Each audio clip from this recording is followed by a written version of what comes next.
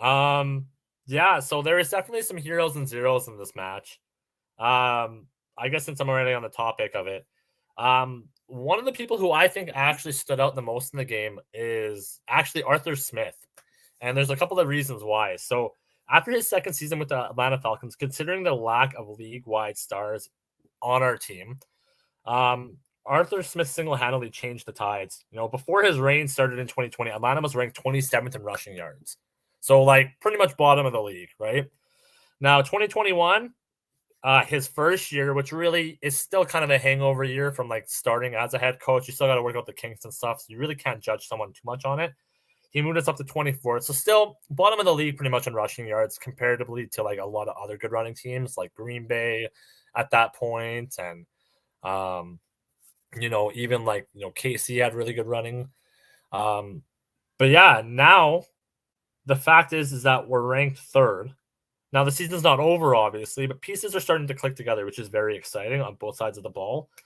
And yeah, like I hope it continues. He did a lot for Tennessee when he was in there with his tenure with Derrick Henry, so it's definitely transferable. And you know what? Like I'm not necessarily so dead set on running the same scheme as Tennessee, but it's nice to see a running game when all you really had is a passing game. So I do like that. I do have an honorary mention though, and that's AJ Oh, Terrell.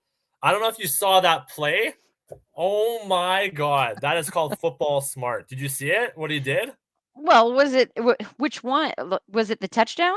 Yeah, did you see how like it wasn't his touchdown, but he contributed to it. So I've never seen a play like that.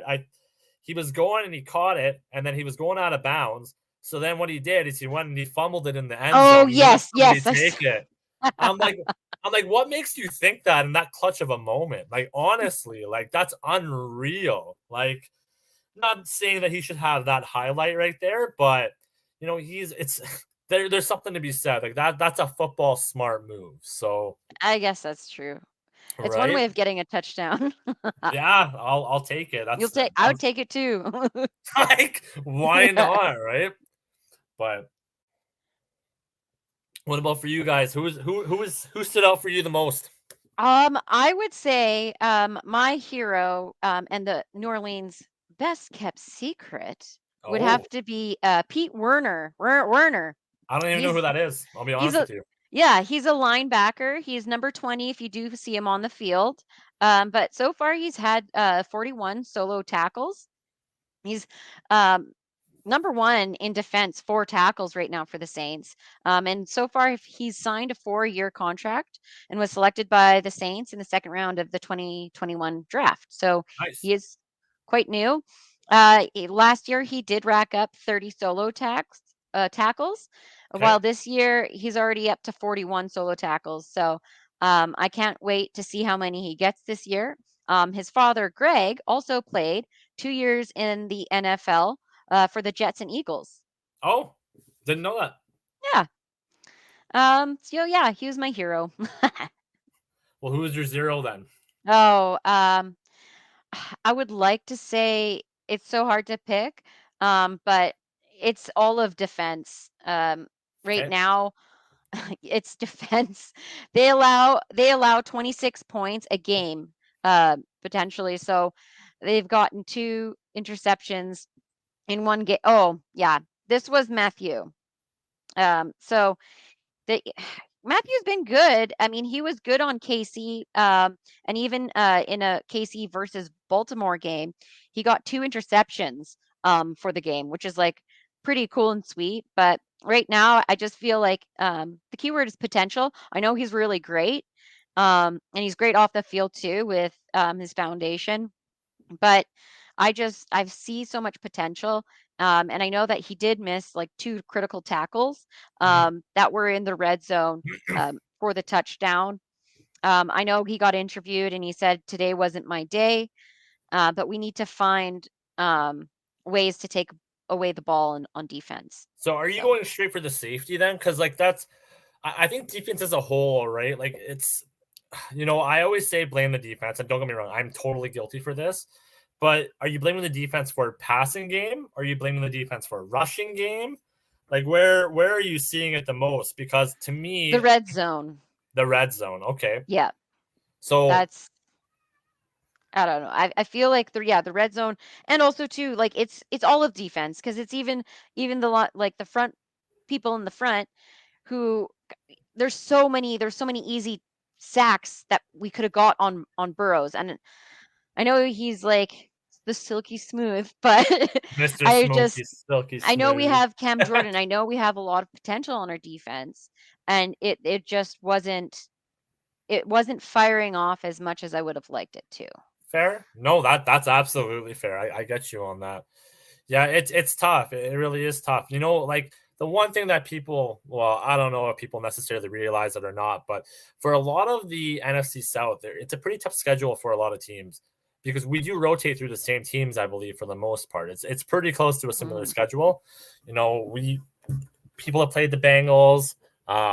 You know, we're going to be playing the Bengals right away. I think the Bucks. I don't think they played the Bengals yet, but even then, oh, Kitty is going. Hi, Facebook user. I'm not sure who you are, but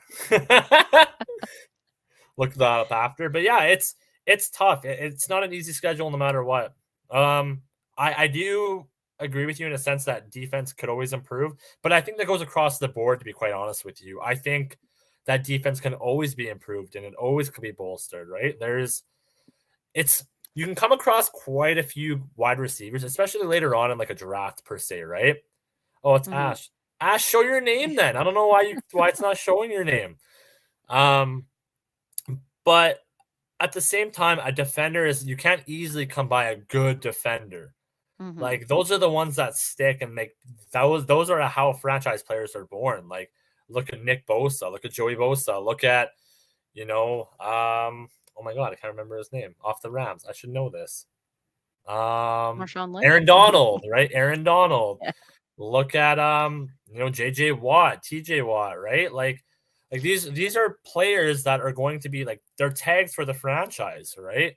Like that's why a lot of these teams stay in it, right? So, you know, maybe it's time for, the Saints to go and look at, another top defender. Maybe that's the way they go. I mean, and I only say this is because of the loss, and as well, like I can't really blame. I mean, the O line has a bunch of different kind of problems of their own, of facing injuries and stuff like that. It's not like, you know, Lave and like they're all running with their. Yep. So, and we're doing the best we can with Dalton too as well. So, uh, that's where I think, and even too, like I said, it comes down to the red zones. Those red zones really do matter. So you think that just them completing it then at that point, like you mean completing it in the red zone in terms of like you think they're doing good offensively in the red zone?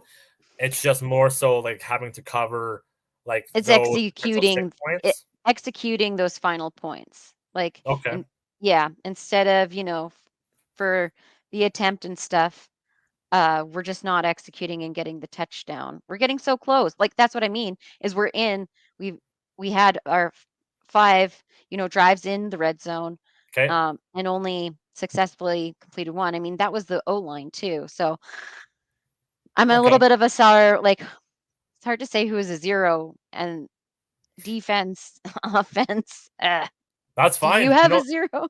Yeah, I do. I have a 0. Yeah, no, I have a 0.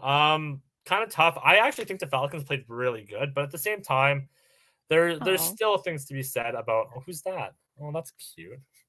Um Young Wei Koo. It's not really fair for me to say him as one, but like he got 4 out of 4 points. He got the extra points. He kicked them in. He didn't have any field goals. Um, it was a good day to be the Falcons fan. Obviously, we executed when we needed to execute. Um, but yeah, like that's the thing is right now, Koo is ranked 17th among kickers, so that's pretty low for him, all things considered. But I guess there's a vice versa with that because you could say that contributes to our offense actually completing plays and not having to kick the ball, right? That could mhm. also contribute to the fact that defense is doing what they need to do as well. I don't know. It's tough. It's tough to say, but Young Wei Koo is definitely one of them. Maybe this one I didn't write down, but potentially DMPs. I think he's doing well. I am getting a little bit concerned with the injuries as well on our team. That's something that is factoring in, and thankfully he didn't play a big part in the last game. But, as the season goes on, especially against these really good teams that are coming up, it does worry me too. So he's very inconsistent. He's been pretty inconsistent throughout the whole season. I do like how he's shaping up the defense, so I got to give respect where respect's due. But at the same time, is he going to be the long-term solution to what we need to shape to, a good defense?